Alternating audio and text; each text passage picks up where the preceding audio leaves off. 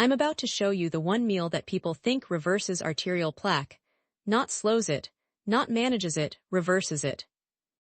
But before I tell you what it is, you need to understand what plaque actually is, because everything you've been told on the internet about cleaning your arteries is fantasy. My name is Dr. Claire Whitmore. I'm a cardiac surgeon of 20 years. I've opened thousands of chests. I've held calcified arteries that felt like stone. I've seen vessels so hardened they could practically crack under my scalpel. So believe me when I tell you. Your arteries are not plumbing. Plaque is not grease. And you cannot flush it out with lemon water, vinegar, garlic, or any other viral detox nonsense. That entire concept is wrong. When I cut open a coronary artery that's 90% blocked, I don't see grease stuck to the walls. I see biology. I see inflammation. I see an immune system gone off the rails. Because plaque is not a passive buildup, it's an active inflammatory battlefield inside your artery wall. Here's what actually happens. How plaque really forms. Your artery walls are alive, they have layers. The inner layer, the endothelium, is a thin sheet of cells designed to be smooth, slippery, and protective. When it's healthy, it produces nitric oxide, keeping the vessel open and preventing anything from sticking to it. But when it's damaged, from high blood pressure, smoking, diabetes, or chronic inflammation, it becomes dysfunctional. It stops producing nitric oxide. It becomes sticky. It develops microscopic gaps. And through those gaps, LDL cholesterol slips into the arterial wall. That alone isn't deadly.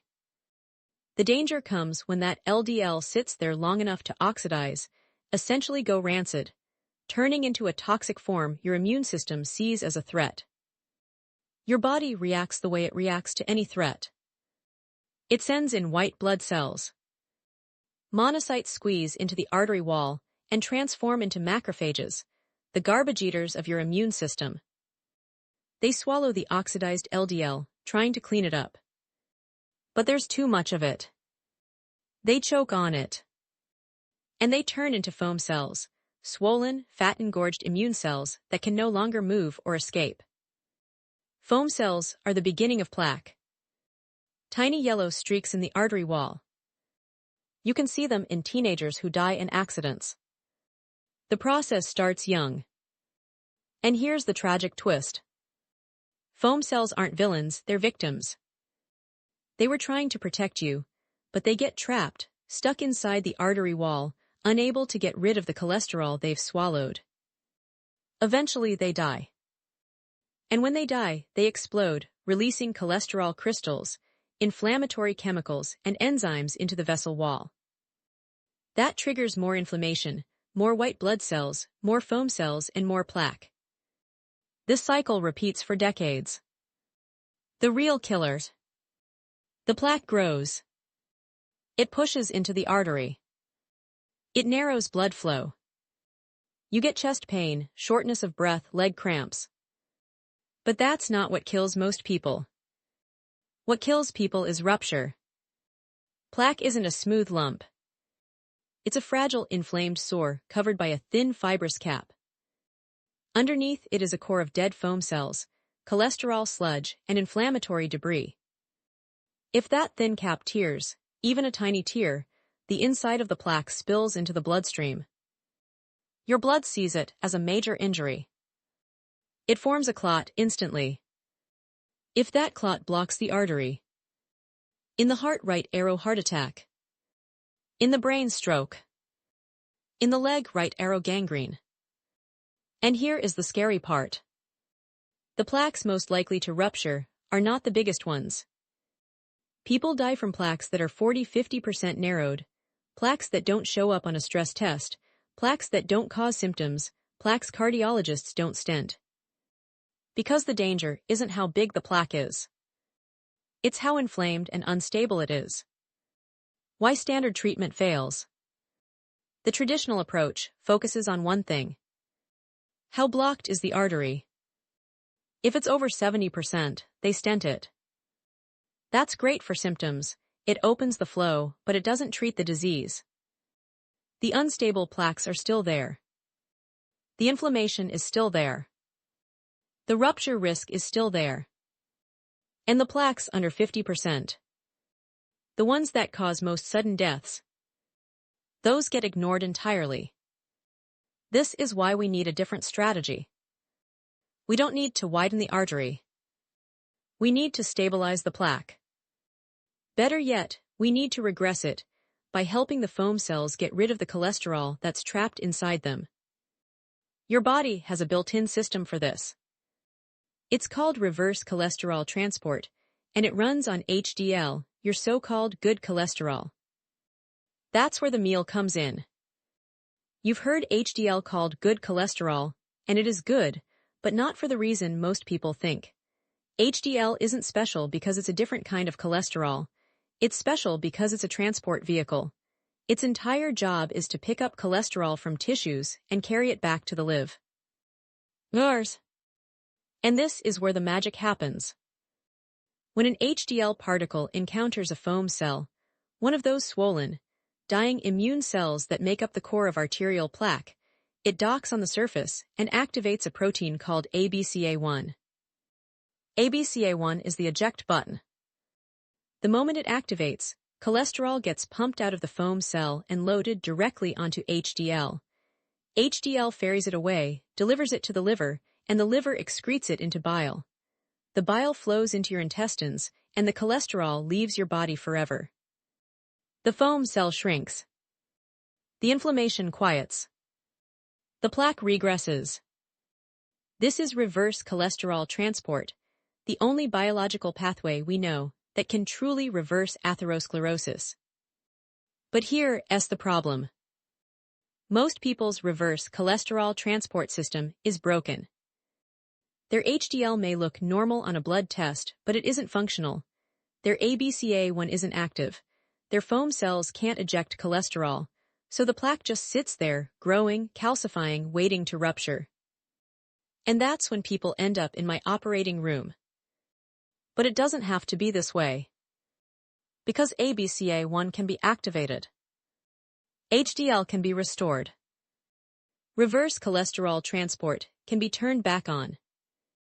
Not with surgery. Not with another pill.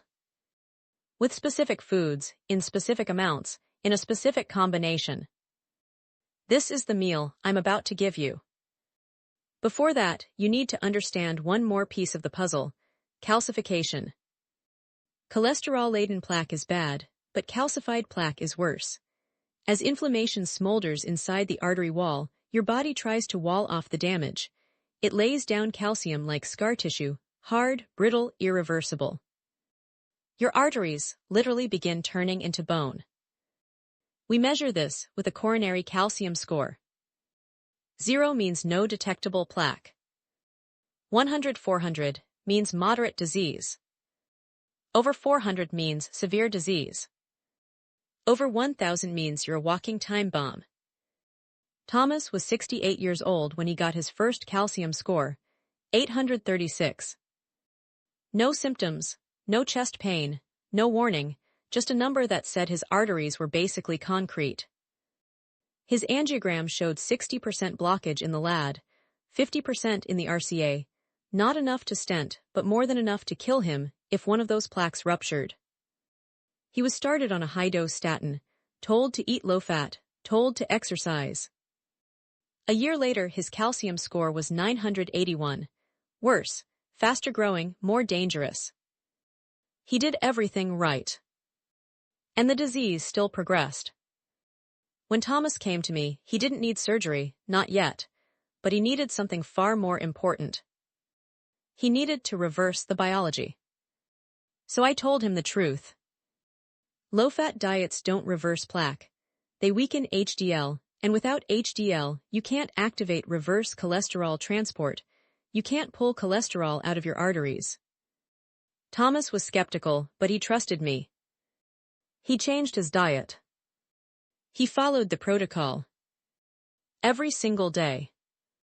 18 months later, his calcium score dropped to 922. 5 years later, it's 841, still high but steadily declining.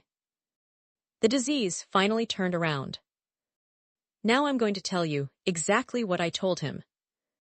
Because this isn't a recipe. This is a protocol. Every ingredient has a purpose. The first component is your nitrate donor, arugula or beets, preferably both. Your arteries depend on nitric oxide, a molecule that keeps blood vessels dilated, slippery, and resistant to plaque formation. But in atherosclerosis, nitric oxide production collapses. Endothelial cells become dysfunctional, rigid, and inflamed. You can restore nitric oxide, not through supplements or medications, but through the enterosalivary nitrate-nitrite pathway, one of the most important cardiovascular discoveries of the last 2 decades. Here's how it works. You eat nitrate-rich foods, arugula, spinach, beets. Your gut absorbs the nitrate. Your salivary glands concentrate it and secrete it into your saliva. Oral bacteria convert nitrate into nitrite.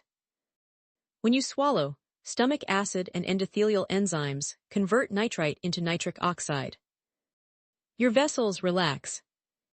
Your blood pressure drops. Endothelial function improves within hours. And this only works if you have the oral bacteria that perform step 4.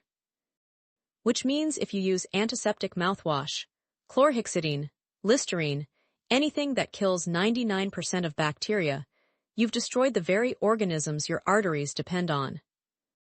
Studies show.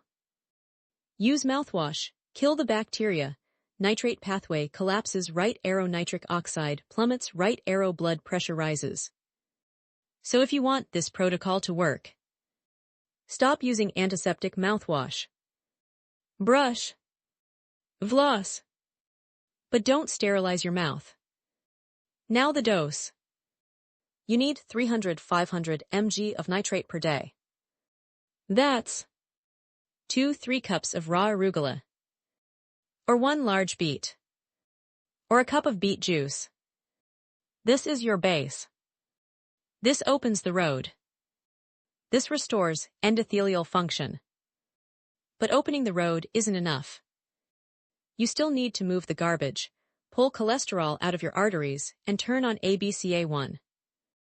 And for that, you need the second component. Hyphenolic extra virgin olive oil. Not olive oil. Not light olive oil. Not the cheap stuff in plastic bottles. High phenolic. Extra virgin. Real olive oil contains a powerful compound called Oleocanthal, the peppery, throat-tingling molecule unique to true, fresh EVOO. Oleocanthal is one of the most potent cardiovascular molecules in food science. It does 2 things. 1, it shuts down arterial inflammation. Oleocanthal inhibits COX enzymes, the same enzymes ibuprofen targets. Except this is food, not a drug. It calms the inflammatory storm inside plaque. 2, it activates ABCA1.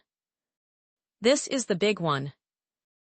Oleocanthal upregulates the very gene that foam cells use to eject cholesterol.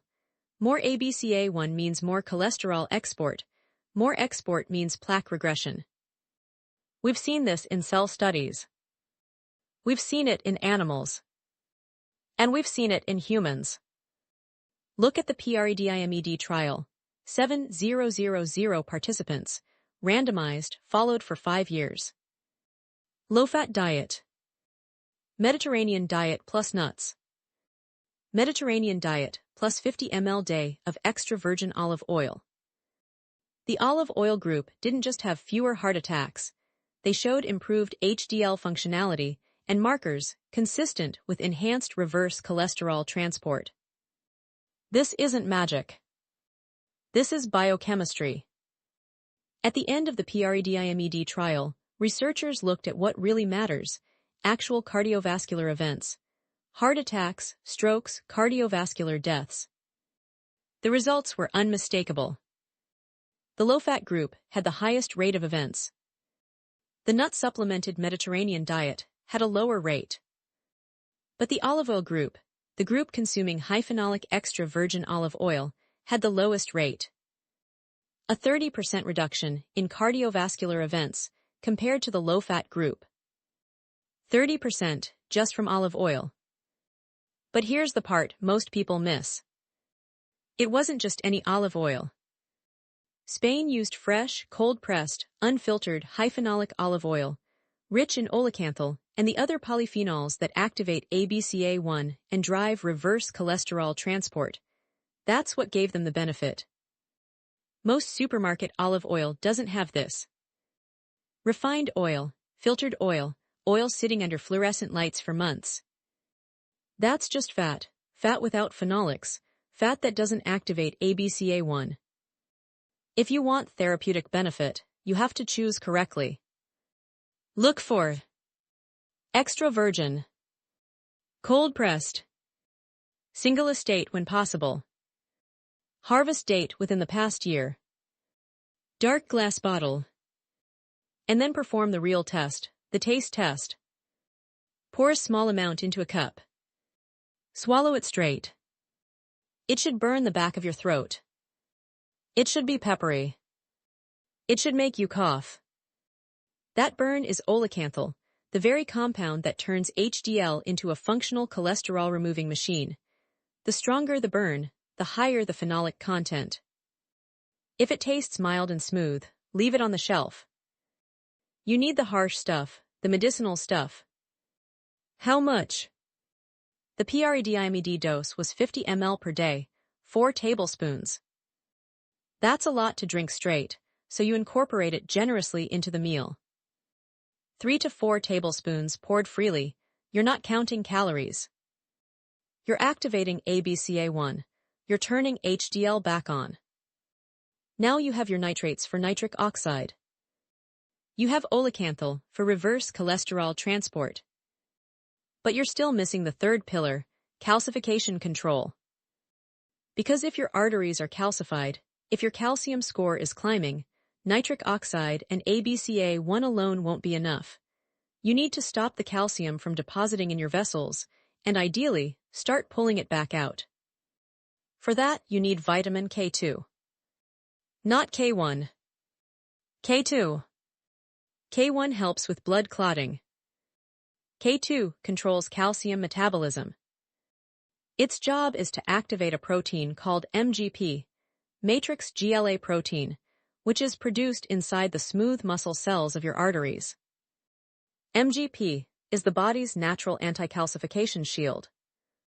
When activated by K2, MGP binds to calcium crystals and prevents them from forming inside arterial walls. It keeps arteries soft, flexible, alive. But without K2, MGP stays inactive. It can't bind calcium. Your arteries stiffen. They calcify. They turn into biological concrete. This is why calcium scores predict heart attacks better than cholesterol does. They measure how dysfunctional your calcium metabolism has become. High calcium score equals low K2 equals inactive MGP equals uncontrolled calcification. And here's the uncomfortable truth. Most people are severely deficient in K2. Why? Because K2 is only found in a few foods. Fermented foods, aged cheeses, and the richest source of all, natto. Natto, a Japanese fermented soybean dish, is slimy, pungent, and famously unappealing in the West. But it is the highest natural source of menaquinone 7, MK7, the most bioactive form of vitamin K2. Studies from Japan show people who eat natto regularly, right arrow, have lower rates of cardiovascular disease.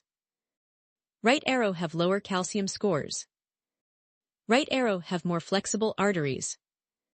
Right arrow and show actual regression of arterial calcification when given MK7 supplements.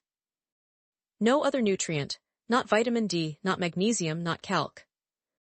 EM has shown this effect in humans. Only K2. Thomas, the 68-year-old patient with a calcium score of 836, ate 50 grams of natto every day, about 2 teaspoons, which deliver roughly 200 micrograms of Mk7. His calcium score dropped from 981 to 841 over 3 years. That's regression. That's reversal. That's what K2 does. Now, not everyone can tolerate natto. It's an acquired taste. So the alternatives are aged cheeses like Gouda, Brie, Edam, moderate K2 content, or Mk7 supplements, 180 to 360 mcg per day, taken with food. K2 is extremely safe. It doesn't affect blood clotting. It doesn't interact with blood thinners. It simply activates MGP and restores your calcium metabolism. So the third component of this meal is 50 g of natto, or 3 Oz of aged Gouda, or 180 mcg Mk7 supplement, taken with the meal. This stops new calcium from entering your arteries and begins removing the calcium already there. But we have one more mechanism to address: oxidation. Plaque doesn't start with cholesterol. It starts with oxidized LDL, LDL that's been chemically damaged by free radicals. If you can prevent LDL oxidation, you can stop plaque formation at the root. And the most powerful natural inhibitors of LDL oxidation are punicalagins, polyphenols found in pomegranate seeds and membranes. Punicalagins bind directly to LDL particles, coating them, shielding them, preventing oxidative damage. LDL can't oxidize, macrophages don't engulf it, foam cells don't form, and plaque doesn't grow. Human studies confirm this. Participants given pomegranate daily for 1 year. Right arrow had reduced carotid intima media thickness. Right arrow improved arterial health. Right arrow and significantly lower LDL oxidation. Pomegranate also increases peroxinase, an enzyme that rides on HDL and cleans up oxidized lipids. Higher peroxinase activity equals more protective HDL. That makes pomegranate the fourth component of the protocol. Not juice, too much sugar. The whole arils. The seeds. 1 cup of pomegranate arils delivers around 300 mg of punicalagins, a therapeutic dose. Now let's assemble the protocol. The arterial remodeling meal. Base. 2-3 cups of raw arugula right, arrow 300-500 mg, nitrate, right, arrow nitric oxide restoration. Antioxidant shield. 1 cup pomegranate arils, right arrow punicalagins, right arrow, prevents LDL oxidation. Reverse cholesterol transport. 3-4 tablespoons hyphenolic EVOO right arrow, Oleocanthal right arrow, activates ABCA1. Calcification control. 50 g NAT, or 3 Oz aged Gouda, or 180 mcg Mk7 supplement. That's it. Whole foods. Precise compounds. Targeted pathways. Chosen not for calories or macros, but for biochemistry. Now the objections. Isn't this too much fat? Yes, if you still believe the 1980s. Low-fat diets were one of the greatest nutritional mistakes ever made. They increase triglycerides, increase small dense LDL, decrease HDL, and weaken reverse cholesterol transport. But the Mediterranean diet, the highest fat heart protective diet on earth, reduces heart disease more than any low-fat diet ever studied. Because it's not about fat. It's about the right fats. Olive oil. Omega-3s. Phenolic compounds. These aren't passive calories. They are active molecules that change your vessel biology. This is why the Mediterranean diet works. This is why reverse cholesterol transport works. This is why plaque can actually regress. I can't eat this every day. It's too much, too expensive, too time-consuming. This is medicine, not a hobby. If a prescription saves your life, you take it daily. same here. Cost $10.15/day versus $50,000 $100,000 for a heart attack or bypass. Cheapest insurance you can buy. Time 10 minutes to prep. Arugula pomegranate olive oil, done. Antioxidant pills don't work, correct, but whole foods like pomegranates contain hundreds of compounds working together. Pills can't replicate that. Statins enough? No, statins lower LDL but don't. Activate ABCA1. Pull cholesterol from foam cells. Stop calcification. Prevent LDL oxidation. You need both, statins plus diet. Why I share this? I'm tired of seeing preventable heart attacks and strokes.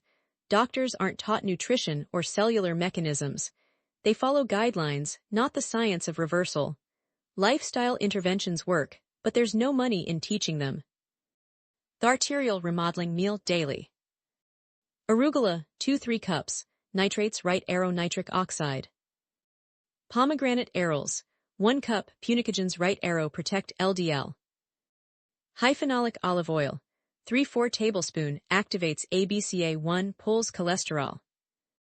Vitamin K2, 50 g natto or 3 Oz aged Gouda or 180 mcg Mk7, stops calcification, reverses calcium. Tips: Eat slowly, chew thoroughly. Never use mouthwash, it kills nitrate-converting bacteria. Don't skimp on olive oil. Avoid cheap oil, seed oils, sugar, refined carbs, and fast food.